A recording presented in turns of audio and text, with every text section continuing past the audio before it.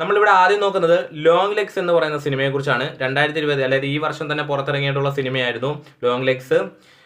അതുപോലെ തന്നെ aux Perkins ആണ് ഈ ഒരു സിനിമ സംവിധാനം. Nicholas Malik, minora, Alia white എന്നിവരൊക്കെയാണ് പ്രധാന കഥാപാത്രങ്ങളിൽ.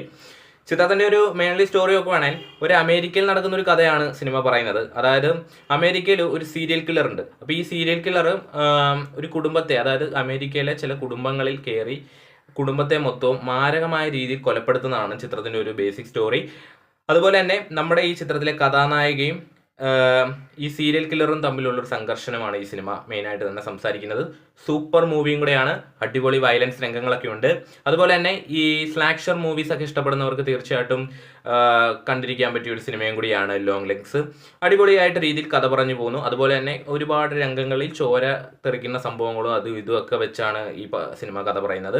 അതുകൊണ്ട് തന്നെ കുട്ടികൾക്ക് ഞാൻ റെക്കമെൻഡ് ചെയ്യുന്നില്ല ഈ ഒരു സിനിമ. കാരണം ഭയങ്കരമായ രീതിയിലുള്ള വയലൻസും കാര്യങ്ങളും ഉണ്ട്, ഒത്തിരി രീതിയിലുള്ള വയലൻസ് ഉണ്ട്. അതുപോലെ തന്നെ മറ്റൊരു കാര്യം പറയുകയാണെങ്കിൽ ഈ ഒരു ചിത്രത്തിൻ്റെ ഡ്യൂറേഷൻ വരുന്നത് 1 മണിക്കൂറും 41 മിനിറ്റുമാണ്. അതുകൊണ്ട് തന്നെ പെട്ടെന്ന് ഒരാൾക്ക് കണ്ടുതീരാൻ പറ്റുന്ന ഒരു സിനിമയും കൂടിയാണ്. പെട്ടെന്നാണ് ഈ സിനിമ കണ്ടിരുന്നത്.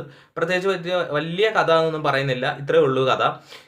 പെട്ടെന്ന് പോയി പെട്ടെന്ന് അവസാനിക്കുന്ന രീതിയിൽ വരുന്ന ഒരു കഥ.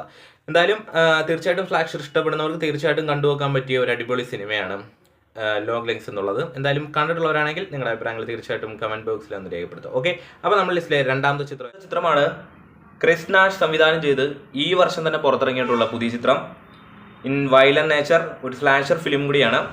ചിത്രത്തിൻ്റെ സ്റ്റോറി ഇത്രയേ ഉള്ളൂ.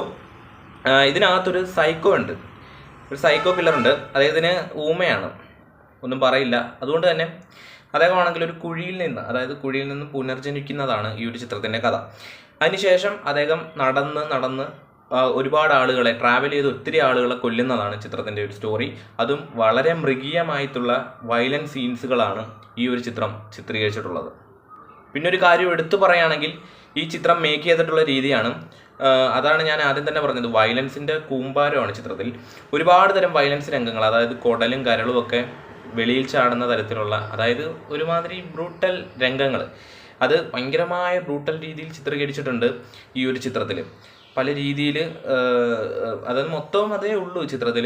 ആ ഒരു എന്താ പറയുക, ഒരു സൈക്കോ, ഭയങ്കര ഒരു വികൃതമായൊരു മനുഷ്യനാണ് അദ്ദേഹം. ഭയങ്കരമായ രീതിയിലാണ് ഈ ചിത്രം കണ്ടപ്പം എനിക്ക് തോന്നിയൊരു കാര്യം. പിന്നെ കഥയൊന്നും പ്രത്യേകിച്ച് വലുതായിട്ടൊരു കഥയില്ല. ഈ പറഞ്ഞ കഥ, അതായത് അതിങ്ങനെ നടന്ന് ഒരുപാട് ആളുകളെ കൊല്ലുവാണ്. മൊത്തം രീതിയിൽ ട്രാവൽ ചെയ്യുന്നതായിട്ടാണ് ചിത്രത്തിൽ കാണിക്കുന്നത്. ഒരു ട്രാവലിംഗ് സ്റ്റോറി പോലെ ഒരു സ്ലോ രീതിയിൽ കഥ പറയുകയാണ് ഇൻ വയലന്റ് നേച്ചർ. അപ്പം തീർച്ചയായിട്ടും കാണാത്തവരുണ്ട് ഇന്ന് കണ്ടു നോക്കുക. ഇപ്പോൾ ഒരുപാട് OTT പ്ലാറ്റ്ഫോമിലൊക്കെ അവൈലബിൾ ആയി തുടങ്ങിയിട്ടുണ്ട് ഈ ഒരു ചിത്രം. അപ്പം കണ്ടു നോക്കി ചിത്രം കണ്ടവരാണെങ്കിൽ നിങ്ങളുടെ അഭിപ്രായങ്ങളൊന്ന് കമൻറ്റായി രേഖപ്പെടുത്തുക. ഓക്കെ, അപ്പം നമുക്ക് അടുത്ത വീഡിയോയിൽ വീണ്ടും കാണാം.